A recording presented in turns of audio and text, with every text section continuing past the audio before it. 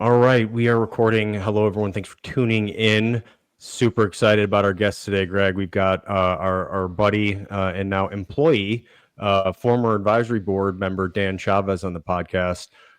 For those of the Patreon subscribers, you probably know him already. We did a little talk with him on there to get his background, but I wanted to bring him on here to have all of our listeners listen to his perspective on things and we'll learn a little bit about what he does for a living because it's really fascinating.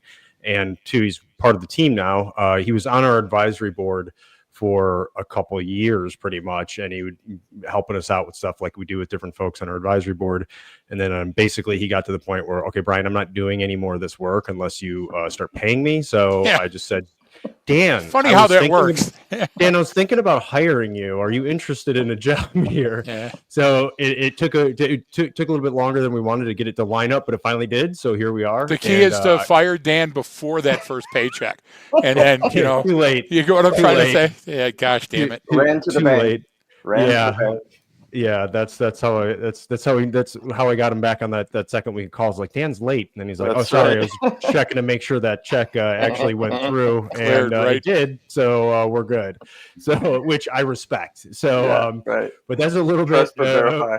Yeah, exactly, especially with this crew. But I want to bring you on, and I'll let you kind of introduce yourself in terms of your background and stuff, Dan, because you do a much better job than I do, and I'll butcher it. And so why don't you tell our listeners a little bit about you and kind of what you bring to the team? Sure. First, thanks, guys, for everything, for having me on the podcast. I've listened to so many of these episodes, and they're great supplemental material if you've been through the course. They're great standalone, but also really deep diving into some of the big core components that you guys teach.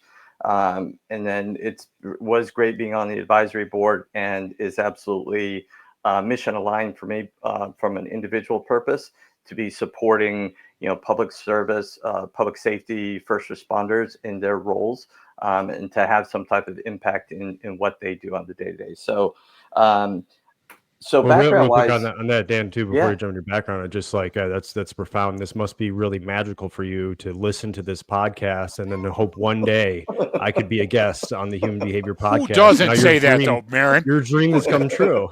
Exactly. Who doesn't want to fulfill their destiny by being on this show and our 7 listeners? Exactly. 3 of whom are here right now. Exactly. Right. So I'll just say I'm not. I came to this profession late. I'd say Act 1 was, married my high school sweetheart, joined the military, raised a couple of daughters, wonderful daughters. So I don't know if that's the way they say you should do it out of the playbook, but that got me into my mid-30s right there. A lot of operational jobs, a lot of just hey, do this, do that, do the other. So at some point, my mid-30s kind of got my act together, I would say, and went back to school and ended up finishing my undergrad. Did a graduate program in what's called instructional design. So it's a subfield of education, but it's not K through 12. It's not university. It's really for applied workforce development. So this would be law enforcement, could be emergency services, hospital. And it originated out of military training needs in the 50s and 60s. So it's incredibly applied, and it combines instruction with what we know about how people learn for task-based performance in a role, like being a police officer, like being a firefighter, et cetera, et cetera. So coming out of that program, have been working probably for the last 15 years in the field. And I would say the highlight of my profession, previous to working with you guys, of course, was working at the New York City Department of Correction and running the Correction Academy. So I was the number 2 person in charge and really was responsible for the day-to-day operations and the curriculum oversight for Department of Corrections. We varied anywhere from 8,000 to 12,000 uniform officers, plus about 1,500 non-uniform staff. So all of their professional development, but more important, all of their proficiency-related training related to actually going out there to doing their jobs on a day-to-day basis. In Rikers, on Rikers Island, 8 facilities and incredibly diverse populations of individuals that they have to come in contact with, problem solve, and support on a day-to-day basis. So did that for 3 years. And towards the tail end of that, as you guys know, that's when I found out about Greg's work, your work, Brian, A friend of mine, Jack Caldwell, gave me the book Left of Bang. And in the intro to Left of Bang, you'll see, as you guys know, an acknowledgement to Greg Williams as being the owner, essentially, of the IP for the Left of Bang concept through what he did with Combat Hunter. And I would say my one wish is that I had met you guys sooner, because I feel that the concepts that are being taught here are so incredibly relevant to anyone in a Department of Corrections environment, because you're going out there, you talk about things like a baseline or an anomaly. Those are things that those men and women have to deal with on a day-to-day basis. It's just an incredibly complex environment. They're dealing with gangs, they're dealing with mental health issues, just an incredible variety. And this really is such a robust framework that I wish that I had known you guys sooner so that I could have advocated for it. Because, and I'll say that's a workplace kind of situation that I know it works and would work there. But also the last thing I'll say is that I know it works because I actually had to use it. So I think this is important. Last year, I think it's been about a year now, I was involved in a shooting. My wife and I we've been living down here in Southern Jersey for about a year and a half. So one of the things that you guys taught me actually is just kind of like build your baseline, understand what's going on. And I had been doing this. So on a particular day, I'm out with my wife, we're walking around and everything's normal. Streets are good, right amount of people. So we go into a bar and we're there probably for about an hour. It's maybe around 9 o'clock. Around 10 o'clock, there's two entrances. They go ahead and they close one of the entrance. And I'm just kind of actively processing this information, kind of according to what I know. All right, when we get up and leave, we're going to have to go out this door because that one's closed. So we get up about a half hour later and we're getting ready to leave, exiting that door, and we hear what sounds like gunshots. Immediately duck down. Now, because I've been kind of processing this, I'm thinking, and my wife says, was that fireworks? I said, no, that was definitely a gunshot. We paused for a second. I initially thought, okay, maybe there's a gunfight happening outside. Immediately, probably might have been a second later, this guy bursts through the door. So we're getting ready to leave. He comes in, and the look on his eyes is he's running for his life. Now, what I expected is, thinking the gunfire was going outside, he's just going to duck down and kind of wait it out like the rest of us. He comes running by as fast as he can. So immediately I update, all right, this is not an outside shooting. This guy is being pursued, and there's a high likelihood that somebody's going to burst through the door behind him. That's going to be the gun. Everybody inside scatters. I think what's significant though is I know my heart was racing. I was primed to flee, but I immediately thought I'm running this way, but I'm looking for the kitchen. I know there's a kitchen back there, and I know it has an emergency exit because they all do. So I'm running back there as fast as I can. I get to the kitchen. It's dark. I turn around. There's only one person that came in behind me. Unfortunately, that's the same person that came in through the front door. So it's me and the individual being pursued. We're in the kitchen. Stop briefly, kind of get my bearings again. I can't find the exit. So here I am again now. I don't know where the exit is. What am I going to do now? So I decide that I'm going to go out. I don't hear anything outside where I just came from. So I'm going to go back out. I'm going to see if I hear something. If there's, and I'm essentially going to try to go back out the way I came in if that area is clear. If it's not clear, and I remember thinking this, if it's not clear or I hear something, I'm going to retreat back into the kitchen. I'm going to anticipate that he's going to come in, and I'm going to look. This would be the frying pan strategy, right? I'm going to look for a frying pan or something, and I'm going to try to zonk him when he comes in, hoping that that's plan B, hoping that's not the case. But I got back out there. I listened. I looked around. I didn't hear anything. I didn't see anything. I ran, immediately sprinted out the front door. I ran down the street, was able to reunite with my wife. So, you talk about like in extremis, everything that you guys taught came back to me in that application, and not because I remembered it all, but because I had been doing it on a regular basis, including that night. So that's No, part of that's the reason that It's that an I'm so there's a couple incredible- things, now. Yeah, couple things that anybody. Yeah, go ahead, real Brian. quick. So one, that's an incredible story, and there's a lot. I think we're gonna jump into that, and I appreciate you for sharing it, because it's it's always not a good feeling when you're in a gunfight and you don't have a gun and you were unaware that this gunfight was going to happen, right? Yeah. It's one thing if you know it was going to happen, but it's a completely different situation. So I know even some of like your military and you're Army Ranger, like actually in Ranger Bat, and so you have some of that, but that's not really what you're relying on in any of this, right? So you have some exposure, which I love. Your wife goes, "Hey, was that fireworks? Was that?" And you're like, "No, that was definitely not." Right? So there you got some things working against you, but I did want to hit two things real quick that you hit up when you were talking about your intro. One with, like, I did want to gloss over, because we'll get into it a little bit later, but like your work at like a New York City Department of Corrections and training programs and implementing new policy and procedures. I mean, I don't have much experience in New York City, but I grew up in Chicago, and understanding how politics work and how different influencers and to get stuff done is like, I would rather go work with the different clans in Afghanistan and try to get them to do something than I would going into New York City and trying to get everyone on the same page. And then the other thing you talking about, like hey, I wish I'd met you guys sooner. That's similar to like what my wife says to me sometimes. I wish I'd met you sooner, because then I was younger and I wouldn't have settled for you. So I understand kind of like where you're going with that. But Buyer's remorse. Prevent indicators. Yeah. So, but the so, idea, but go ahead, Greg. Let's yeah, jump into unpack a little bit. I think it's funny that Brian and I parallel our thinking a lot, and so the first comment I wrote down is Brian's first comment, what sounds like gunshots. You would be surprised at how many times we're doing a post-incident interview and people say, well, it sounded like balloons or a car backfiring. And the context and the relevance were all screwed up.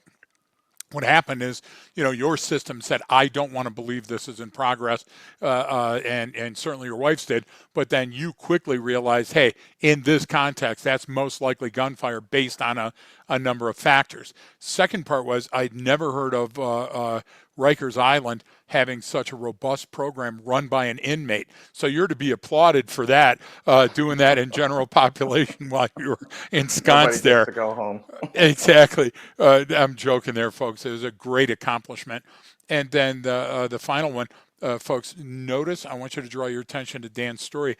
He abandoned his wife for the entire section because she hadn't attended the training. And then he gets reunited with his wife once things have calmed down and they're safe. So, Dan, how did that work out for you? How did that conversation go? Oh, my God. I can imagine being a fly on the wall for that one. Thanks, you asshole. Thanks a lot, guys. Yes, exactly. I'm glad your training helped you be more survivable in this instance. Yeah, exactly. She has her side in coming out of this was actually there was a rectangular bar.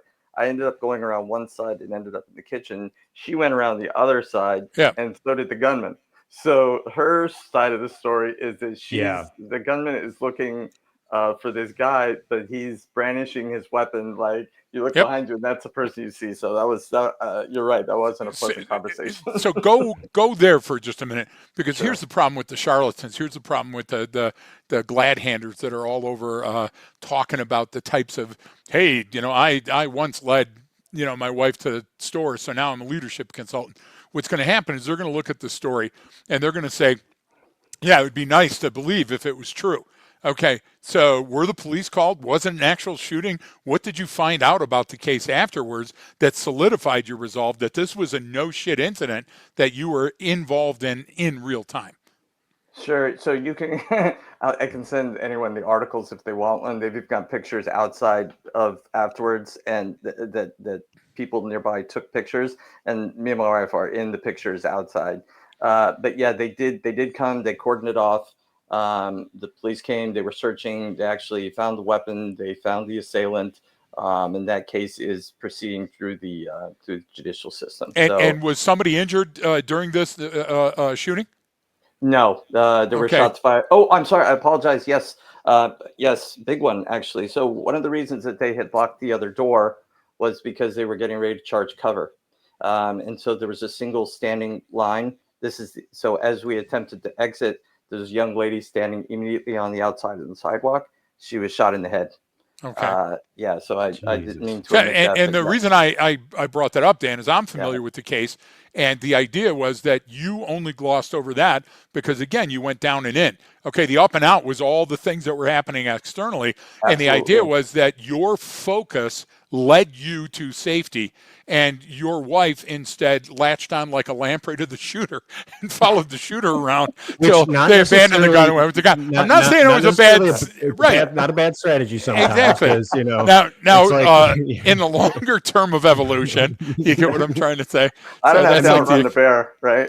I mean, right there. I don't want your wife hating me, right? But right come there on. right there. If I'm stuck in that situation, I want to pick a side. I mean, whose side are you picking right Yeah, there? And if I'm running alongside the gunman, I'd say you're misunderstood. You get what I'm trying to say?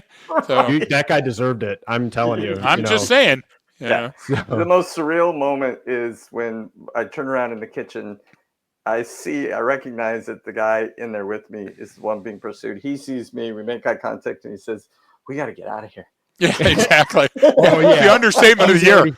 Yeah, I love how he's already trying to co-opt other people. Oh, we're in this together. It's like, dude, I don't know you. That guy ain't looking for me, bro. Yeah. So you're going up on the stage to speak. You got the audience that's ready. It's the luncheon for the journalist, all that other stuff, and you notice you got toilet paper hanging from your shoe. Well, that's exactly the same feeling you get when you check your six in the kitchen and you find out that the guy's fleeing from the gunman is latched to you. Think of the luck. Think of the gravity, the inertia that had to occur, that both you and your wife were just out for a drink and all of these situations happen. And see, the problem sometimes, Dan, is that when we teach military and when we teach police and those folks are used to getting in a scrum, you had zero expectation of scrum when you went out. You were going to a bar, it was a local bar, you were going to have some dinner, and you know what? The shit happened around you and therefore involved you. And Brian and I try to tell that to a lot of people, whether you're a teacher or whether you're a student or whether you're HR or anything else. These are the incidents that you're really training for. The jack in the box that's completely unexpected. So when you gave yourself a report card, because you're an intellectual and an academic, when you gave yourself a report card, what did you like? What didn't you like?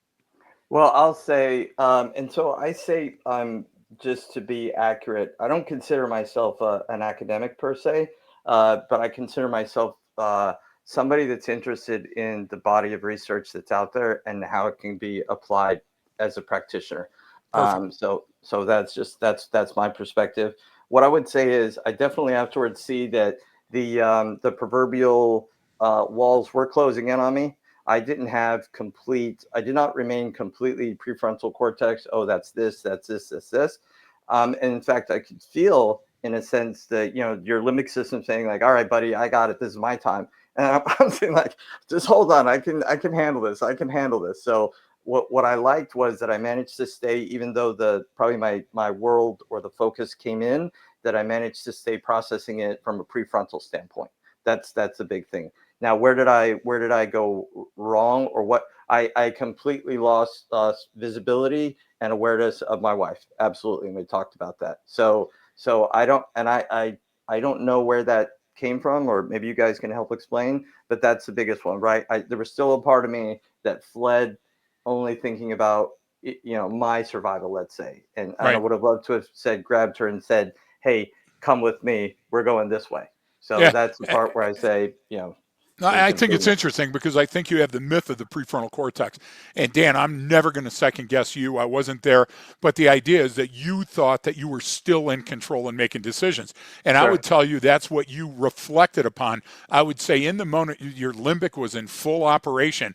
And then when you had the gift of time and distance afterwards and you reviewed it in your head, you said, oh, here's where I made a choice. I think part of the proof I would offer for that is the fact that you did, in fact, abandon your wife. Let's not play this episode forever. But the idea is there, when we think about this, who's the most important person in our universe? We are. It's not our baby. It's not our wife. It's not our dog. Everybody loves to think that. But again, those are points of reflection. In the moment, the idea is that your survival system is geared towards you. Okay. Now, larger allegory of the cave, of course, I want my tribe to survive, but not in warfare that's hand-to-hand. In warfare that's hand-to-hand, if I don't survive, my seed doesn't go forward. And at that exact moment, you are on impulse power. You are down and in. You were completely on an internal, and you were in survival mode. So later, when things calm down, and now months later than the incident, you reflect upon it, and what do? You give yourself the Jason Bourne.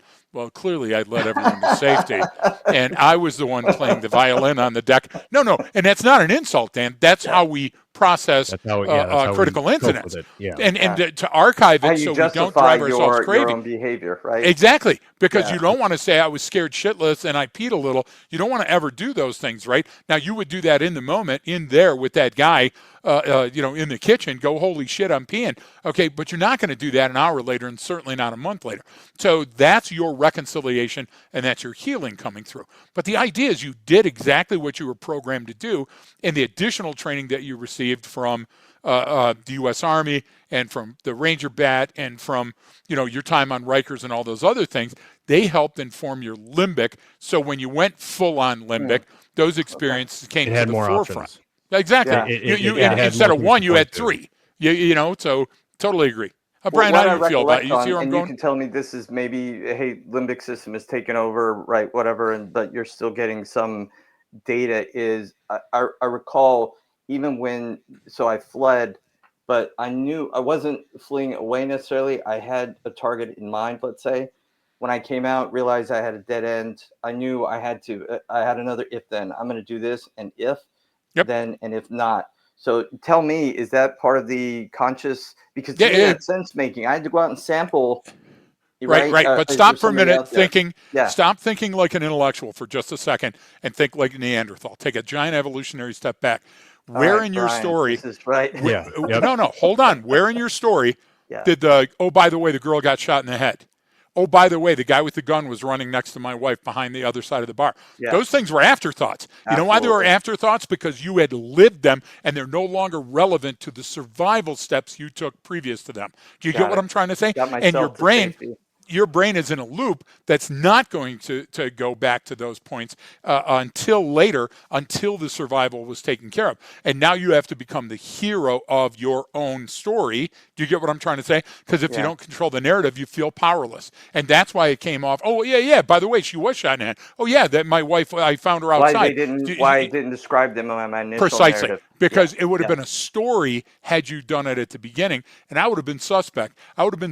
Was he really there, or is this something he read? Was he across the street at a cafe? But that's the way the brain works. And so those things were deeper. You get what I'm trying to say? Yeah. In your unconscious mind, and didn't show up until later. So good training is going to allow you to reflect on those. So a instructor-led AAR after the incident would have been much more helpful than a Dan-led AAR after Dan's incident. Do you get what I'm trying to say? Yeah, because then you are going to build those moats and walls and barricades and barriers. And that sometimes inhibits learning. So if you're a cop out there and you're listening to me and you think you just got involved in a scrum and you think that you can survive it without external intervention, you're wrong. You need peer review. This is where the only time I'll advocate peer review. You'll also need a professional to unpack some of those things, and you'll have to go back to a trainer and go, here's the choices I think I made, and here's the actual choices I made. Where's the disconnect? Do you get what I'm trying to say? Because now if you had to relive that incident, Dan, think of all the things you would have done differently. You did great. You did great in the survival situation. Everything was wonderful. But those things that you thought about afterwards now would have been considerations. You would have earlier armed yourself even with the street tool. Do you get what I'm trying to say? Yeah, even when I went back into the kitchen, I didn't grab a frying pan initially. And there were knives and there were tools, right? Sure, exactly, And you never interviewed the guy. You would have done a brief street interview, grabbing him and going, what am I up against? Is there 5 of them or 1 of them? Do you see those type of things that we're talking about now? Did not occur to me, yeah. So training becomes an in-progress loop. And it becomes an update. So you can't walk away from that and just tell the story without each time you're telling the story, you're making some shit up. But what are the key takeaways that I can learn to make myself stronger, right? Yeah. In 2 years, that story is going to take on a life of its own. You had the choking baby that you had to contend with and all that other stuff. That's just how our memory works. Each time you revisit it. You're in the kitchen because exactly. Fire back there. And the shooter was after you. You get what I'm trying to say? So this order that was still on the skillet. This Yeah. is Yeah. Well, you notice number 3. you never brought up what you drank. You never brought up what you ate. You never brought up those. Why? Because Yeah. they're ancillary to the central point. And Yeah. your amygdala doesn't give a shit about those, Well, right? And that would there's take a long... that highlighting that point is even you're Yep. like, oh yeah, actually a woman was shot in the head. You're like, That's right. "Whoa." Absolutely. Like, Jesus, Yeah. Dan, that's the Yep. most chaotic part of the story, Yep. but not to you. It wasn't because it Right. didn't No. happen to you, and that's a completely what Greg's getting at too. Is like that is a completely normal way to think. I'm sure Absolutely. if your wife had ended up in the kitchen with you, you would have been able to say, all right, babe, here, stay behind me or do this or go over there. But it didn't. And and you didn't have control of those circumstances. She goes left, you go right. Well, then that's it. It evolves. And if Yeah. you're that connection isn't made right away, then you're both of your brains. And because I guarantee she wasn't thinking of where's Dan. She was Yeah. thinking of Yep. how do I get Where's out of the here? exit? You know what I'm saying? Yeah. So it's very powerful how that stuff happens. And then Greg brought up a good point, that sort of reflecting on something. It's tough reflecting as yourself because it's only everything's going to come through, you know, it's my internal baseline and how I want to see myself. Yeah. And Absolutely. part of that isn't, you know, people think like, you know, one, being an eyewitness, you know, giving an eyewitness testimony is you're never going to be very accurate, even when you're trying really hard. Right. And so people then, you know, the story changes so you can cope with it. Your brain's doing that for you. You're not trying to embellish or negate something wrong that you did. You're just, your brain's going, let's remember it this way.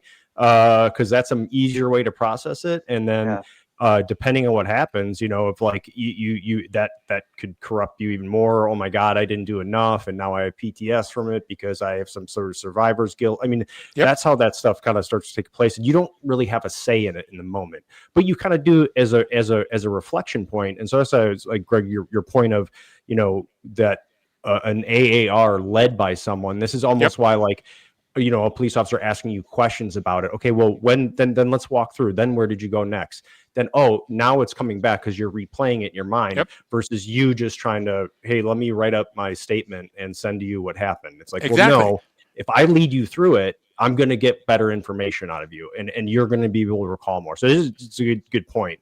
And Brian too, to that end, Brian and I worked on a number of studies that were with ONR and ARI, Army Research Institute, Office of Naval Research. A lot of the stuff that had a fringe that went to suicide, and Brian worked with me on those programs. And then it went to PTS, and Brian worked with me on those programs. And we were from completely, vastly different backgrounds. But the idea is what we were trying to get at is how the brain processed the information. And if you get a chance to relive it in the moment and then call attack freeze and change the outcomes and give yourself different options, your brain likes that. Your brain likes to understand now that, hey, there's Waldo, you know, solving the Sudoku. Because if not, you're constantly second guessing those and undermining your own choices. And Dan, that's a primary reason that Brian and I didn't push. We waited till you were ready to relate that story to put it on the show. Do you get what I'm trying to say? Yeah, Had we done it too close, there were times that you and your wife didn't want to talk about it, and you certainly didn't want to talk about it, and you were becoming emotional over it. And you know what? We're not going to get anything good out of that.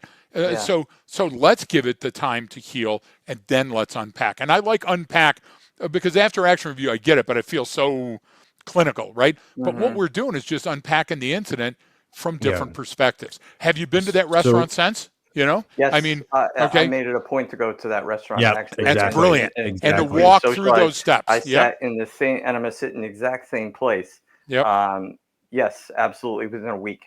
But there was some resistance from my wife to ever go back. Why do we ever have to go back there? I said because this is our narrative, and the narrative is not, as far as I'm concerned, not going to be. And then I never went back there again. That's not the way you it's gonna own end. your narrative. Correct. And you know that the idea is that you took an active role in your survival, so you're a survivor. And that's hugely important to revisit. See, the one thing about going to training is that if you never use that training, is that training efficient? Is it effective? You know, has it built anything other than your confidence? And you're one of the few people, look, I've been with coppers that had a 30-year career that never drew their gun, except on a shooting range. Brian was with Marines who deployed, who never saw combat. As amazing as that seems, your story is now different. Right. So what are you going to do with that? And then you know, just my Brian, I know you've got an additional, but my final question, Dan, for you to think about, and it's a compound one that you don't need to answer today. What parts of the training that you received do you remember just being right there at the forefront? Do you get what I'm trying to say? Because if you were overwhelmed during it, then none of the training was sufficient. Make sense? Yeah, absolutely. So I know the answer to that already, and so I'll just say this: it's what you guys have said. Start out with just start building the baseline. Go out there and start just naming things. So we you guys, it's big concept of being. You can't be down and in. The idea of like, uh, I'm on my cell phone. I'm thinking about what happened yesterday. Did I leave the burner on? That's all down and in. And if you're being, you guys have said, if you're being up and out, if you're naming things in your environment and processing them, then you can't be down and in. And that is the thing that I have been doing. Oh, look, that's a white car. Oh, that's a white car. That's a Hyundai. It's a white car. That's a Hyundai. That's a late model. That's a white Hyundai late model. Oh shit, there's somebody in that car. Like that's that. So on that night, the geographics will say were static. Like I like so when I came, like when I was making my reactions, I already knew the door was locked, for example. So I knew I had limited egress. Yep. The reason I didn't think, it was so calm. I didn't think it was like a big gun battle at any point, because people would have cleared the streets. Had there been like multiple gangs, right? It would have been a different atmospheric shift, let's say.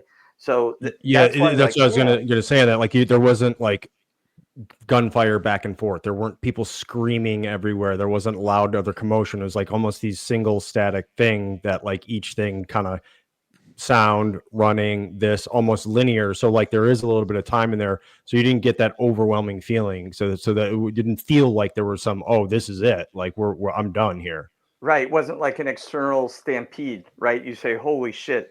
It was actually just internal to the bar, triggered by that one person. If I was outside, I might have thought, it sounds like there's something going on in that bar. But the atmospherics outside, where there was very gentle wave, let's say. So Greg, what and I would say to anybody that's picking this up is, if you're building the baseline, you may think like, oh, I don't know the whole thing. I don't know the whole system, but every little bit helps.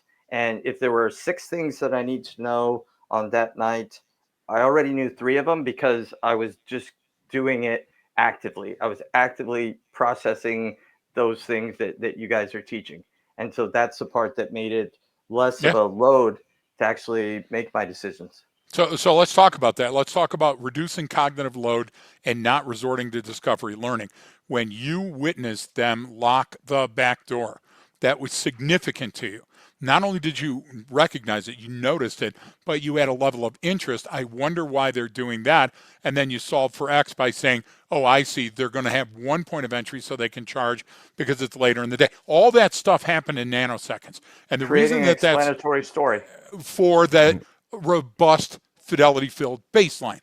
That's a thing that you learn how to do, and then you become better at it. Imagine the discovery learning of you going back and finding out that door was locked while you were running. Well, I ran Now, through it.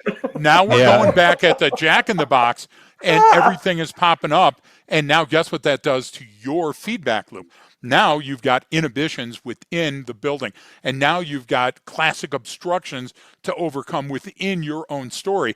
And guess what? You're now on plan C, trying to update as quickly as you can, and that gunfire is coming closer. The idea is that it didn't have to be for somebody that was a fatal event. It didn't, and for somebody else, they're going to go to jail for a good long time.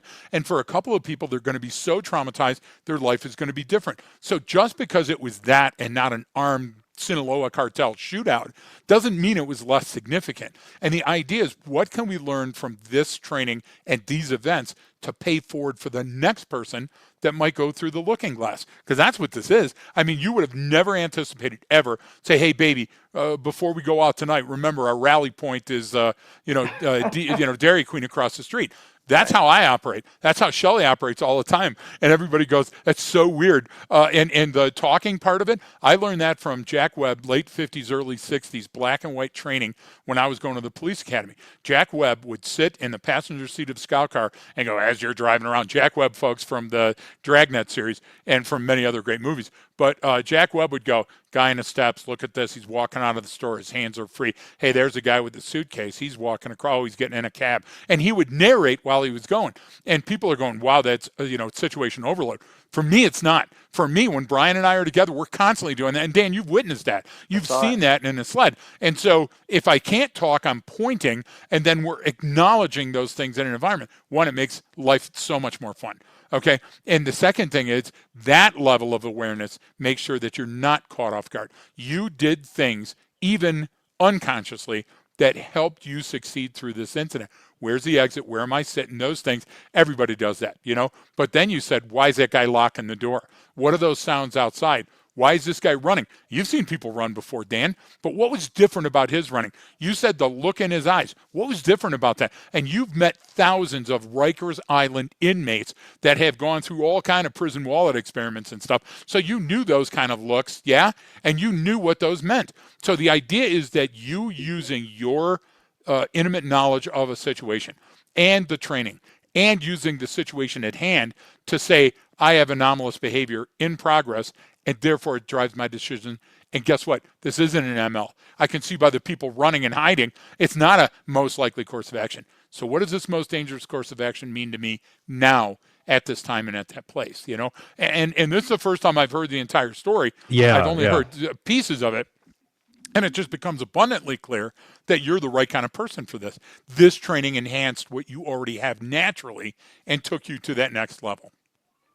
Well, I'll say, it's my wife. She's a New Yorker. She grew up there. She's very good at this type of stuff innately. She could just Right. she has it. I'm to me almost some of these cues I might have missed them before from an aptitude standpoint.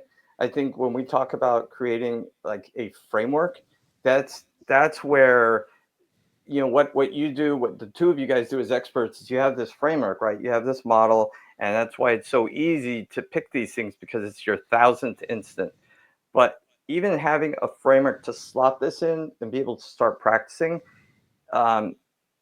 it gives coherence. I would say it gives language to something that doesn't have a name initially, right? So it's almost like when we learn emotions, we say, oh, we eventually learn like I'm angry, I'm sad, right? We associate labels to our internal states, and when I think about this, that's what it is. It's given me language to process and label internal states. It allows Right. me, in a sense, to communicate with myself, right? And then say that's this, that's this, that's this, that's normal, or that's typical, that's not typical. I pay attention to this. So I'm a very process-driven person, and for anyone else it's like it gives you the template to just start plugging in and practicing. And I'll see somebody get out of the car. Oh, she's out. She has flip-flops on and she's got her keys in her hand. So where's my explanatory story? I think that she's going to potentially a coffee shop within a block, and she's planning on coming right back, because otherwise, why would she keep her keys in her hand?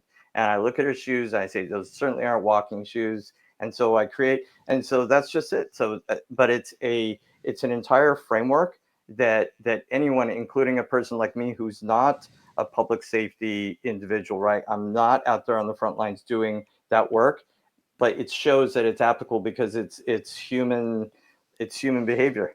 We're all the same in these predictable Exactly. ways, and you just got to spend enough time to practice recognizing it after you've been taught. Yeah. yeah. This is.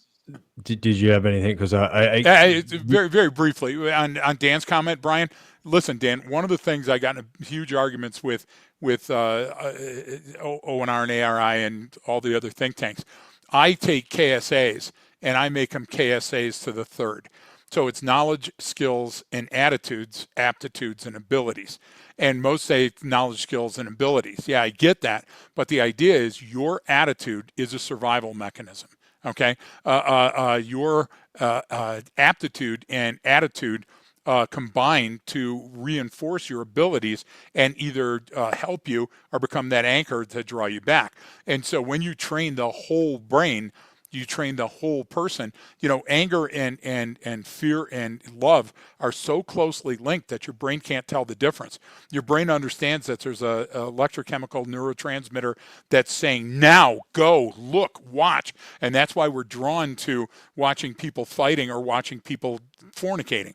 There's a cultural imperative. There's a survival mechanism triggered in our brain that goes way back to the earliest days. And so training has to understand that, because if not, you're just flipping tires and climbing the rope. You're just putting rounds down range. And that's not enough. That may feel like enough, but that goes back to the argument, well, 10,000 reps, and that's all horseshit. 10,000 reps, 10,000 steps, all these are things that people make up to make themselves feel better. But you got to go back. You got to take a giant evolutionary step backwards and see for yourself what works and what doesn't. Right. And that's priceless. That really is. Sorry, Brian.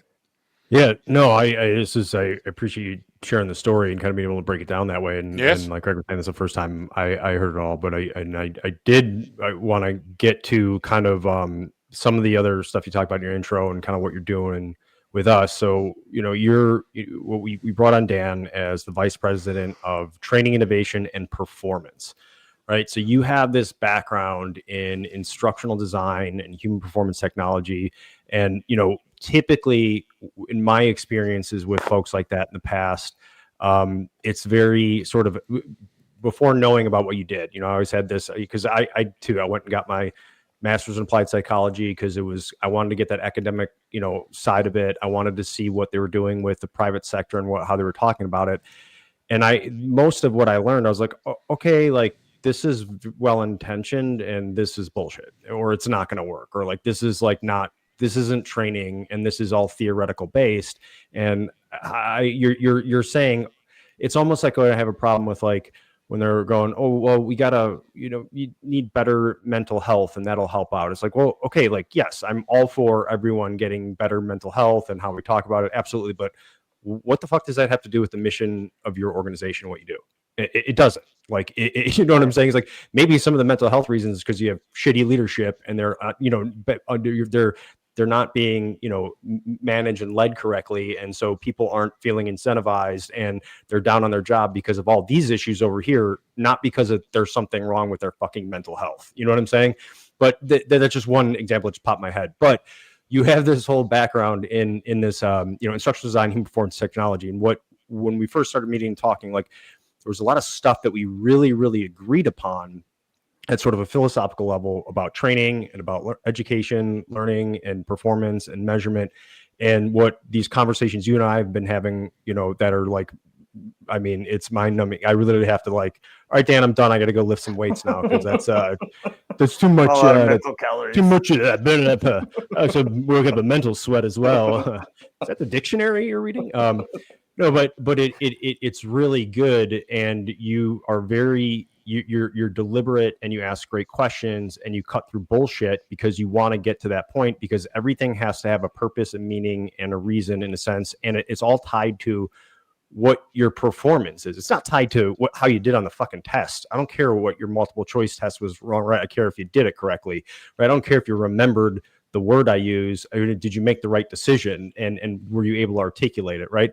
And that's what it comes down to. And so there was a lot of that we agreed upon, and because there's a lot of really, really well-intentioned poor training out there, and that's the most, apolitical, nonpartisan way to say it.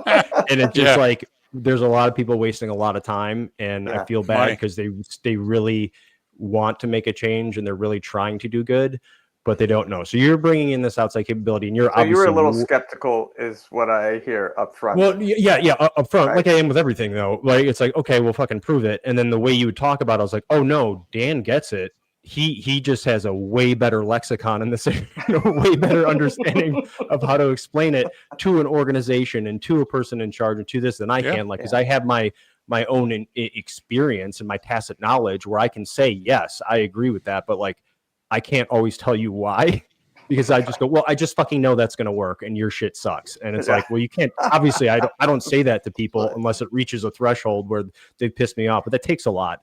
Right. But what I'm getting at is I would like you to talk about that background and what you bring to the table here, and what that means, and how important it is to look at these sort of outcomes based on what you're going with and starting with that versus, oh, this is what I think happened, so let's get, the new thing on our web belt to put on there, or the new computer system, or the new camera, right? It's like we go to those things, but or Right. that we go to those things with a G, right? Because we can point to them, but you start from a completely different kind of place. So I'd like you to kind of talk to listeners about what that is and about your process and how you do it.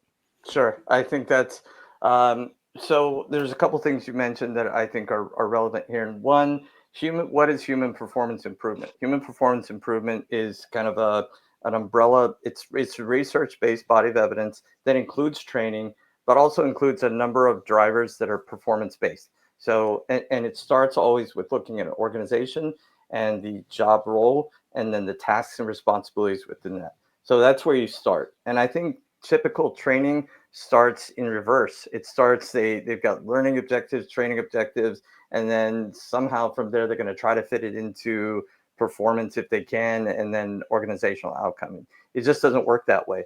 And I think also traditional learning and development doesn't have a proficiency based lens. They have more of a development lens, right? Like, here's some information, oh, you're going to go digest it and it's going to manifest in some way. Well, I look at it as an HPT does, as kind of a third party system, in the same way K through 12 is. You send someone to training, and just because my 8-year-old comes back and says second grade is awesome, like, what did you do? Like, well, we had free time a lot. We're like, well, that's not why I'm sending you to school. I'm sending you to school to learn to read and write, these proficiencies, right? And so HPT takes that same approach. Actually, we look at the stakeholders.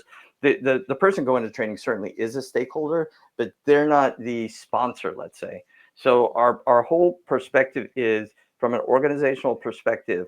What is this person's job? What are they supposed to be performing? And what does good look like? Because then you can start looking at, well, how are you measuring that? And in a public safety standpoint, they'll say, oh, I wish our police reports were better. These suck. I don't know what this even means. Or our satisfaction scores with our customers, with our the community, we'd like them to be higher. We'd like to have less use of force, et cetera, et cetera. So once you start having organizational conversations, they can point to metrics that will inform their performance. And those things lead then, okay, from there, how does that involve the role? How does that involve the task? How does that, and then the skill and the proficiency level. One of the things that you all offer is an expert-based model. So it's something that we can look at that's robust, in the sense that you can say, okay, for somebody that's new to the field or new to the skill, what does good look like? And then somebody that's 2 years or 4 years in, and it scales from there. And we have the ability to adapt our instructional processes. So big picture, that's what we're trying to do. We're using learning as the tool or the medium, but it's not the end. The end is the performance, and we start there. And I think that's fundamentally something that's mirrored in the training. And you all use whether you realize it or not, it's a scientific approach, right? It's, if this were true, then I should have this to be able to stack it up as evidence. And that's exactly what we're doing. We're coming up with those metrics in advance, having a conversation about desired results at the organizational performance level, and then saying, okay, did we move the needle or not? And that is just, you can't get there using a traditional instructional or learning and development approach. So that's how I see kind of one of our differentiators, and why we can say we're an enterprise level solution, in the same way that getting a new system of cars or getting a new computer system, we are a human resource enterprise capability. So one argument I would make for all the street trogs like me out there, Greg. what Dan just said is, show us your work. What he just said is that we show our work, and it doesn't matter what the answer or the outcome is.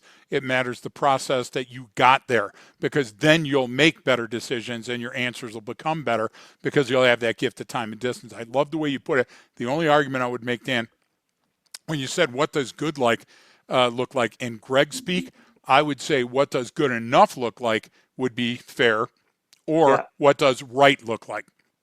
because the expert model has to set conditions, right? Because task condition standards, I get it. Yeah, you're showing me your process. That doesn't guarantee outcomes. That guarantees that the process will be followed, right? But the process has to have feedback loops into the human actor so that Absolutely. human knows where they are along that process so they can update that information and go, I'm on thinner ice than I was. I got to take a knee. I got to go back. I got to take cover. And I've yet to see another program. Well, I'll tell you what, I've seen one that withstood my, and not that I'm anybody, but my rigorous standard, and that was Arbinger. So the cool thing about Jack Caldwell is I knew of Jack before I actually finally met him down in Texas, and we both didn't know each other, and he came up completely saying, okay, so if this is where this system started, I want to meet you and Brian. And how long did we spend, Brian, talking to them, unpacking where this has come from? So, Dan, your process is literally epitomizing what it is that we've tried to do by showing anybody that's a business owner, a check writer, or wants to guarantee the legal, moral, and ethical outcomes of the unit. You're showing them this is how it's done. And it just happens to be that our system follows that, and the parts of our system that didn't, you're going through and updating now to ensure compatibility. Is that a fair assessment? Absolutely. And one thing I would add to that is that fundamentally we're a criterion referenced organization, right? So we have evidence, and traditional training is going to send you to training for an hour or 2 hours or 4 hours. And that's part of our challenge too, helping organizations on behalf of the practitioner, that public safety officer that's in there, that him or her getting better at a particular skill is not a function of time. It's a function of proficiency to that level of standard you're talking about, Greg. And we can, because we can show our math, we can advocate for the not longer, maybe sometimes it's shorter. You don't need 2 days for this. You only need a day, but it's because you need to spend this much time on this. They need to have an opportunity to process it, make sure that they're understanding it, and then get some level of practice proficiency before they go out the door. So yeah, we're it can't just be reference. it can't be just the certificate mill where you say you were exposed to this material for 40 hours. Well, that's wonderful. But if there wasn't a rehearsal and a practice and an internal thought process where you got to reflect on the training that you were doing, those are all absolutely essential to adult learning and retention. Yeah, and learning education is only coming around now. And I mean, there's just been this ton of work that, everybody, you can see that people are goal based. You see it in public safety. Even officers sometimes that come in first will fill up the back rows, right? Yeah, So there's a every strategy time. there, right? Right. And it's based on their experience. I don't want to get called on. I don't want to be spotlighted. I don't want to be embarrassed, right? So they're coming around to the idea that, oh, these learners are not just like, we can't just shove information down their skulls. We have to account for the fact that they're all thinking people, right? They have Exactly. agency. And unless we can develop training in a way that shows that they've processed it and are able to show us that it's theirs now, right? Because like you said, you want them to be able, we're teaching people how to be, how to think independently Exactly. in extremis, right? Exactly. And Dan, you were there. Brian, you were there too. Remember coming out of the academy? The first thing your first FTO says, forget every fucking thing that you learned because you're on the street now. And then you got out of FTO and you're on the road with your first senior vet partner. Forget every fucking thing that you learned. Hey, you're not at Paris Island anymore, Marine. You're in the shit. The problem is that those things have to exist together. If they don't exist together, then your knowledge isn't experiential. And yes, there's a difference between training and education, but they have to be in line, because if they're not, then your brain doesn't understand that those goals are aligned, and therefore it's going to jettison what it doesn't think it needs in extremis. And if you do that, you're again with that gosh damn jack in the box. All of a sudden you're at that back door, Dan, and it's locked. And that's a fucking shitty place to be. Yeah, well, That's on my business card, by the way. What you acknowledge is that people have choice, and I've seen it now in the course, Greg, that we have designed opportunities for people to decide, yeah, that makes sense. Actually, I do that. I don't do that. Yes, I'm willing to accept that. So it's almost implicit in the course design that people come in, and regardless of whether what we're training is true or not, they still have to be willing to accept it if it's going to be effective. And I think that's one of the, being an expert in the field yourself, that's something that's implicit in the training. I think it's very powerful. And we see on day 2 and day 3, participants is one of the things I do is I sit at the tables a lot. And so what you're saying is that I'm part of this process, or I'm partially responsible for the outcome. It's a rhetorical question. And the follow-up question might be like, well, what makes you say that? But that's a great sign that, and we're putting in mechanisms that's going to trigger for those that are willing to start having those conversations with themselves. Absolutely. So I think that's critical.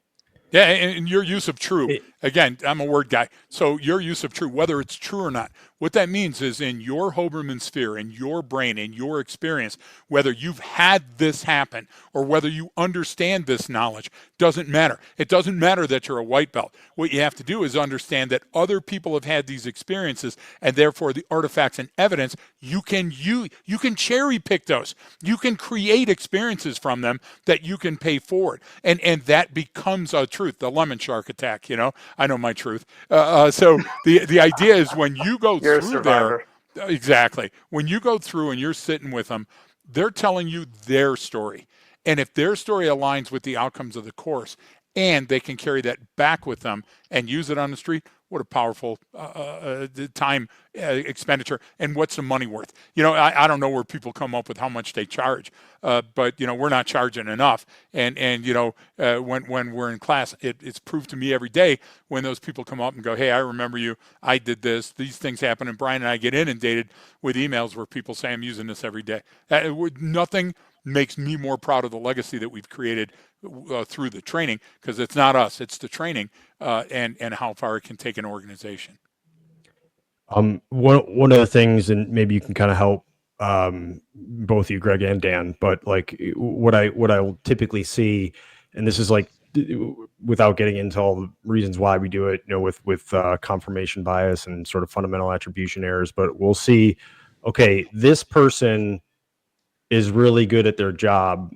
This is the ideal person, or this is what they're, and then we go, well, what is it that they do? It's like, well, man, they're number 1 on the PT test. They can outshoot everyone.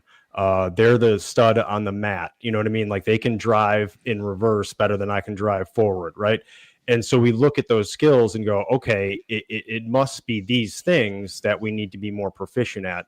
And my thing is like, yeah, that person's all great at that stuff, but it's that the PT standard doesn't help you make better decisions. It's yes, you want Exactly. the better shape you're in, you can go into that, but like when we're talking about in extremis decisions, in a sense, a lot of that kind of goes out the window and isn't really going to affect it. It's, can you think through the problem, and when did you actually recognize that you were even having a problem? And are you thinking through the right problem? You're exactly right. Exactly. And that's the thing. And so Yeah. I think there's a lot of, and I know you kind of brought that up when it goes to like, well, how are you measuring it? Because we'll see that we're like, all right, we want to get them to do this. We got them to do that. And then we're like, okay, yeah, we can train people how to do that and how to see those things and better articulate it. But like, what are you looking for as an outcome? What are you trying to measure here? It's like, oh, well, we get all these complaints from people about this thing. It's like, okay, well, how are you addressing that? It's like, well, that now becomes our metric, and sometimes it's not even the right metric, and that's why everyone falls back on the things like that. It's always like, what's the 1 mile run time? It's like a foot race.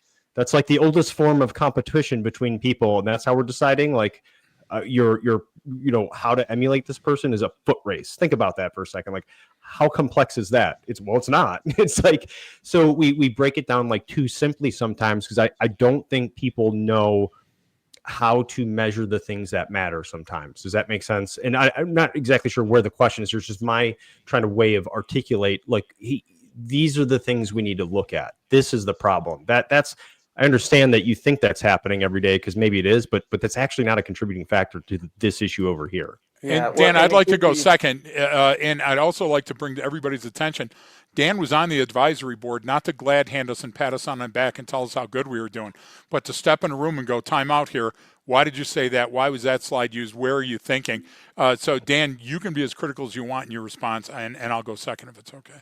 Sure. So one of the things you said, Brian, like the indicators of what's happening, but I think what's really hard for organizations and even individuals is to recognize that what's not happening is also a valid form of measurement. So if it's, and sometimes you got to be creative. It's okay. We had X number of pursuits and we caught the bad guys or whatever. But if you say these two officers had the same number of tickets, and there's like 1/10 of the pursuits. So that means nobody fled from them. What are they doing that's containing the flight? That's also a way to look at something, a measure of effectiveness.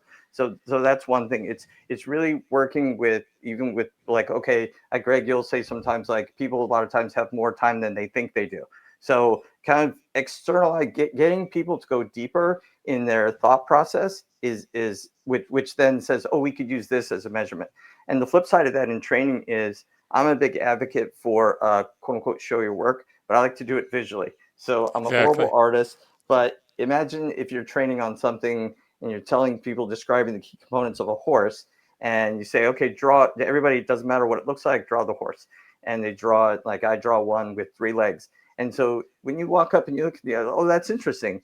That's where's the 4th leg on this, right? But what Brian said to me once is like, I'm just glad that they got 3 out of the 4 legs. What are we talking about here? So those are both valid measurements, but done in a way that's actually everybody can look at objectively. So I think those are a couple of ways that we tackle measurement. So let me go way off the res. I know that's going to surprise both of you, to answer the same question that Dan did. And I love the show me your work reference, Dan, because we're right there together on that. So I had, I don't know if it's luxury of dealing with a lot of battalion and brigade commanders in combat zones when they were bringing back body bags.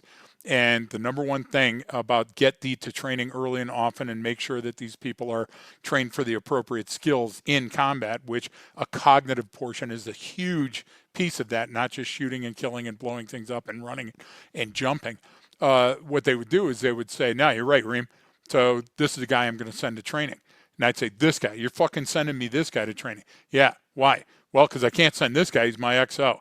And he's too essential to the mission. And I can't send this guy because he's my greatest company commander, and his guys are racking up the numbers.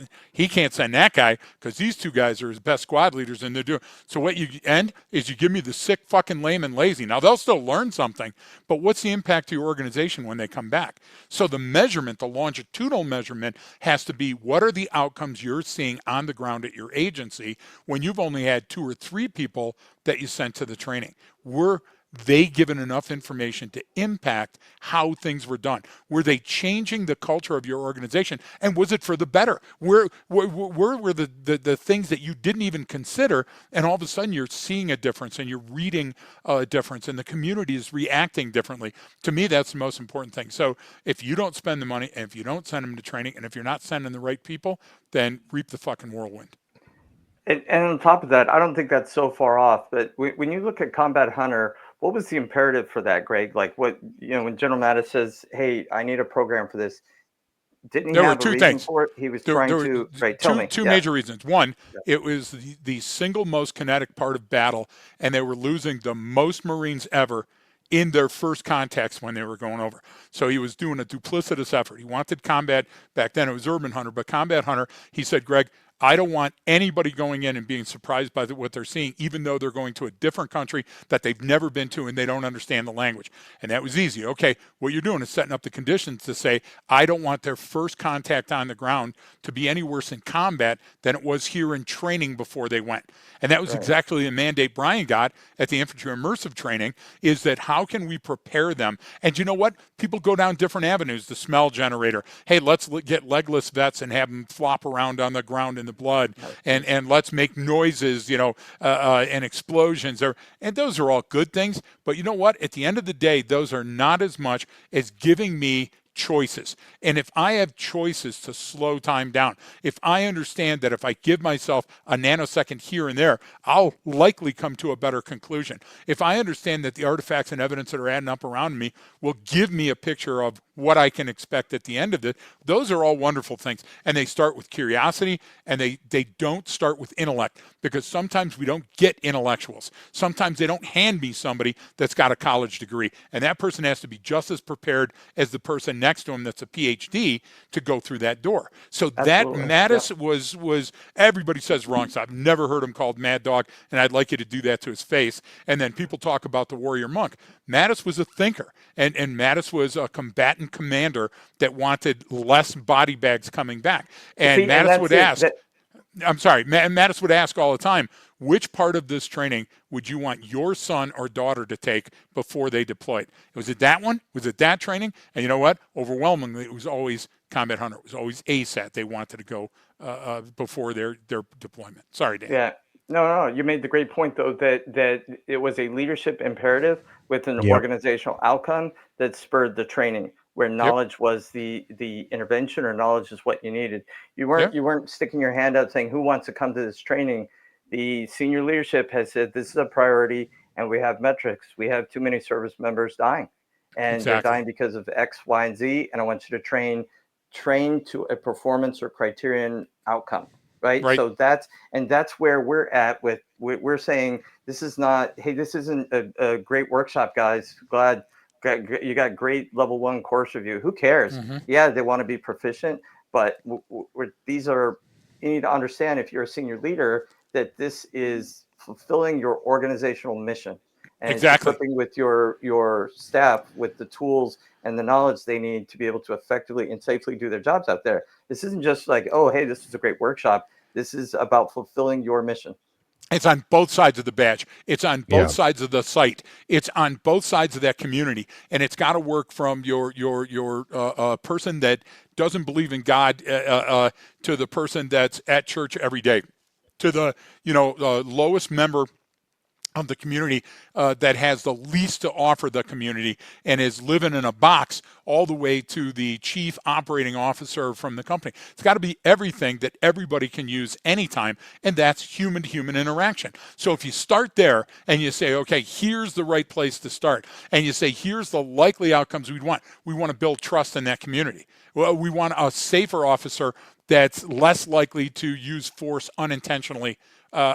We want to deliberately take, and that's what Dan does, folks. If you wonder what Dan does with the organization, he gets on there and he goes, why do you need us? Why do you really want Arcadia? Because this is what Arcadia brings. And if you're buying this, it's not what you think it is. It's not this other thing. And I think that because we're so deliberately purpose-built, because we're bespoke for that agency, we change stuff that we do for that agency to make it personal to them, their community, their leadership, their outcomes. And I think that's different too. And somebody's going to say, well, A squared plus B squared is also always C squared. Yeah, it is here. But when we get to Mars, shit gets a little sketchy. So the idea is that on your way to the call, things change. And if you're not updating that shit, then you're going to inevitably run into the man with the gun with your loaded gun, and then you're going to say, wow, a number of people were shot.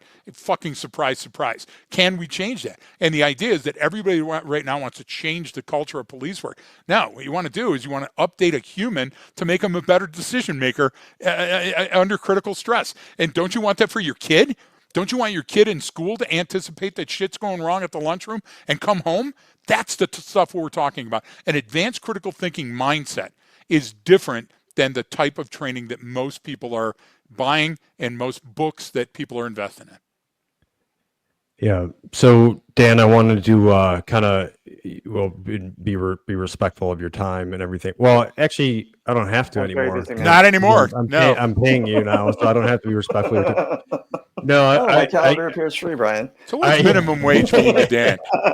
So I do like asking this to different folks who reach out, because we get a lot of very interesting people that we've either met or listened to the podcast or went through some training and have a really every kind of different types of background and what they've done and the experience level. And so I always try to ask them, was like, well, what was it, or was it something that what makes you so interested in it?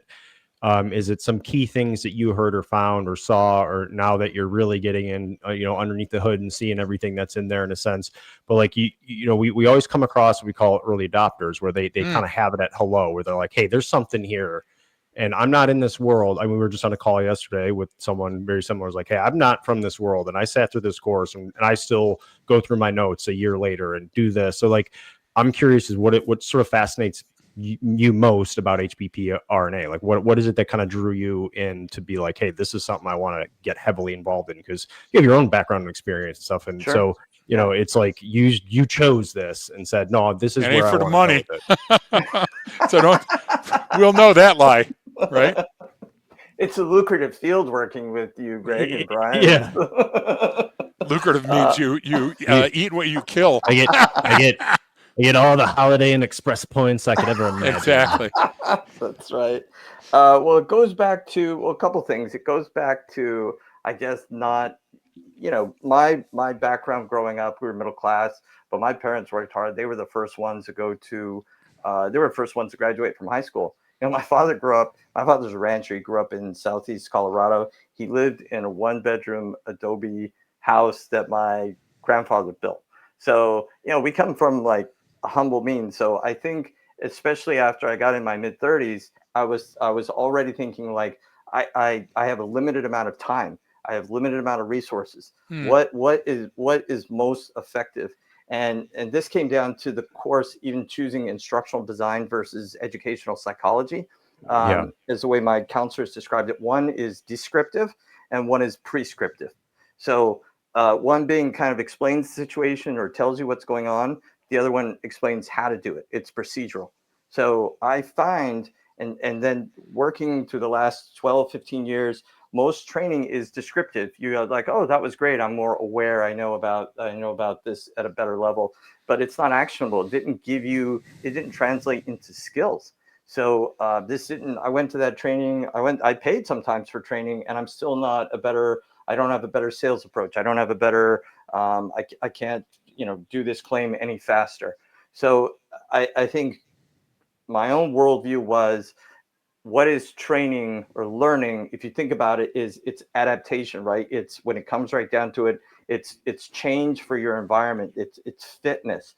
And so along those lines, I find, like HBPR&A is is low on the bullshit factor. It's not it's not gonna pontificate about why we're the way we are so much, or give any. It's just low. It's low bullshit, I would say, and it's just the mechanics of what we know actually works. And it's put together in a way that is accessible. And we even talk about access in training. It's accessible. Anybody can get to it and start using it really, really fast. And the fact that it's stable and it's built on these principles that we know are true about how humans behave. And again, like, there's all these different theories, right? But you guys focus on the autonomic system, nobody's arguing about that. So like all of it's we talk about organizations that are low sophistication, high organization. We're an example of that, in my opinion. We're not, a lot of times people come out of the training, they're like, you know what? I knew most of this stuff already. I never thought about it in this particular way. But now that I've combined it in this way, I'm 10 times more effective, or my confidence level is so much higher now. So to me, I appreciate the fact that you guys have some humility. You're not pretending to be or have created something that didn't somewhere piece exists, but you're saying, hey, here's in this approach, it works. And the more I started digging into it, there was evidence for all of it. And I said, and I'll tell you, and that coupled with kind of my passion or sense of purpose for helping public servants, those combined, and say this can really help people, and it's very performance based, which is my personal point of view professionally. So these worlds kind of collided, and I just said I have a real calling, in a sense, or desire to support what these guys are doing. So that's why I'm here. I think that was a great answer, Brian. I'm glad we're recording this. And I want to add, Dan, I've never been accused of humility. So actually hearing that word in my name in the same sentence, what a bombastic asshole I am. But no, that's wonderful and it's noble. And you know what? At the end of the day, folks, you got to understand that Brian and I and Dan don't sit around a table and pat each other on the back and go, "Harump, that was wonderful, Harump." We're constantly adapting and making sure that what we're bringing is the best, most efficient cognitive model for your brain, for your performance, and that's not easy to do. People don't like being introspective, Dan. People don't like being told that their baby is ugly, right? Yeah. You know. Yeah. We had what a 15-minute heated conversation on one photo this morning. Yes. Before we recorded this, followed by one that where than one 15 word minutes. where one word threw us into a tizzy. But you know what? Isn't that wonderful? Remember the old murder board days in the military? It's no different. It's no different. We're passionate because we only have one chance to get it right. We only may see you one time, and some of this information is going to be relevant to you. Yeah, it's just too important. And I think that's why. Yeah, What did you say? I can't stay dry. They said the stakes are too high. They're way too high. That's right. I can't. You know, this is only the second job. When I was younger, I worked as a job placement person for people with special needs, with adults with disabilities. And I thought, here's a population that really can do good work, get a tremendous sense of satisfaction and pride and well-being from working. And I'll tell you, we had probably like 15 people on the rolls. And I went into every grocery store. I was like, you're getting one of ours. You're getting one of ours. You're getting one of ours. Because from my perspective, like, they're too valuable. Like, you can afford it. And this is something that needs to happen. It's purpose driven, and you will be better for it. And it's going to pay you back exponentially. Exactly. Yeah, I'm just into like, it's me again, because you may not realize it, but your staff is going to benefit. You're going to save lives. You are going to reduce friction in your community. You are going to engender trust if or when you start getting exposed to this training. So I'll say it on high and on low. I like, tell me the objection, and I'll give you a reason why. I'll overcome it, because it's too important for you not to be exposed to it. Great point. Yeah, I appreciate that, Dan, and I appreciate you kind of sharing the story and talking a little bit more about you. And I know we'll have you on again for some future in-depth discussions, and then of course on Patreon as well for those folks who are subscribed. I do have to promote that too while we're on here, and remember everyone that you can go on there and find out more. But any last thoughts from Greg? I'll go to you, and then Dan give you kind of the last thoughts. Now, we take a long time to get somebody from nowhere to on the advisory board, and then we take years to take somebody from the advisory board to finally put them on the rolls. And we have probably such incredible deep thinkers. Dr. Joan Johnson, for example, we think of a person that's on the board that'll never be on day-to-day because she's in high demand. Clark Dever, Sim Trombitis. Why are those people there? Because they're thinkers. And then tapping into Dan's ability to apply that to what we do on the day-to-day when we're out in the public, Brian, has just been so essential. I knew it was going to be great, but Brian, this was really you saying, God, you got to take a look at what we could become, and that's what it is. It's the transformation. We have broken the surly bonds. Wait a minute, that's flight, and are moving up and out at a tremendous rate, largely because of thinkers like Dan. And so, Dan, welcome aboard. I appreciate that a lot, Greg. And if you notice, I was on the advisory board, but unlike Joan or Clark, I'm in low demand. That's exactly. We can afford you. We can't afford those guys. So, Brian, also a real bargain. I do have one final thing to say. One quick legacy. Legacy Seafood. Legacy Seafood, Milledgeville, Georgia. I'm in love with their food and their waitress. Legends. But Legacy is good also. Starts with an L. Go to Milledgeville. How many gosh damn fish places are there? It's a beautiful place. True. That place is amazing. Their food is amazing. Incredible. And the food, the value, come on. Dan, after you, sorry. Well, I appreciate the accolades, Greg. You know how I feel about you guys and the work. What I am doing also is I would love for anybody that's listening that wants to reach out and give feedback or say, hey, the course is great. This is what I found particularly impactful. And or hey, you know what, you guys are missing an opportunity here by not expanding Great. on this more. Right. That we are in listening mode, and I'm Yes. kind of the designated person to gather that information, Yep. and then kind of share it with the team. So I would it's really request that the listeners send me an email, send me something, we can get in touch, just informally say, if there were 2 or these 3 things you guys could start focusing on or reemphasizing, this would do it, because in the end, I'm an advocate for you as the practitioners. So Amen. that's my final word, Brian. I And appreciate that. I'm I on think, Cipro, so I'm impacted right now. So oh my just God, know that. it was It's couldn't hold that one in. I can't. So close. I can't get that one So out. close. So, oh man. All right. Well, I think on that note, we'll go ahead and wrap up here. Appreciate it, Dan, for coming on and talking to us. We'll have you Honestly. on again. But thanks everyone for tuning in. And don't forget that training changes behavior.